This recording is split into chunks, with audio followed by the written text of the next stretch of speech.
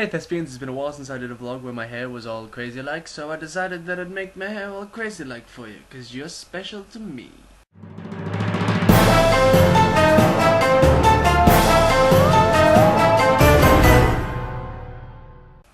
But in all seriousness, I will... Nah, bug it, I'll just leave it. I'm not going out again tonight. It's like 8:45. Yeah, cause I'm an old man. 8:45, I'm definitely not going out anymore, no more of that. Anyway... I just watched Mark's video, so I'm going to talk about some of the things that Mark talked about. I'm going to talk about change, and how we've changed as people, and how change affects us. I love the fact that when my hair is like this, every big motion I do with my mouth or eyes makes me look much crazier. But how we've changed since things have happened, and especially in terms of theatre. So let's go back. All the way back all the way to my childhood. No, let's not go back that far. That's too far. Let's go back to when I started high school and when I got into theatre in high school.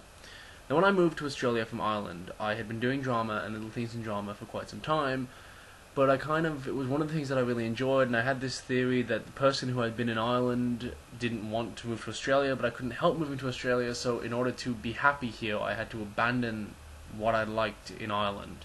And as such, I abandoned drama and theatre for about 2 years.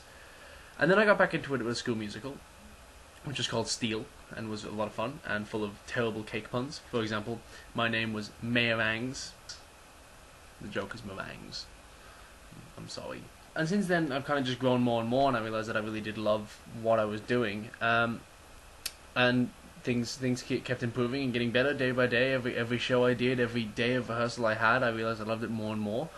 In many ways, the way that I've changed is that I don't have that love growing anymore. I definitely just love this now, and I no longer notice that I'm loving it more in what's going on. The highest way in which I've changed in theatre is actually kind of how I've changed as a person. When I was in year 11, I stage managed for most of my school. I did all of the shows in some capacity, and worked the crew and worked the stage managing for all of the shows. Which for year 11 is a pretty high task for them to ask you to do, and also my school didn't fully understand, and I only realised this recently, didn't fully understand what a stage manager was, so actually asked us to do a lot more work than we should have been asked to do as stage managers, and therefore put us under a lot more pressure.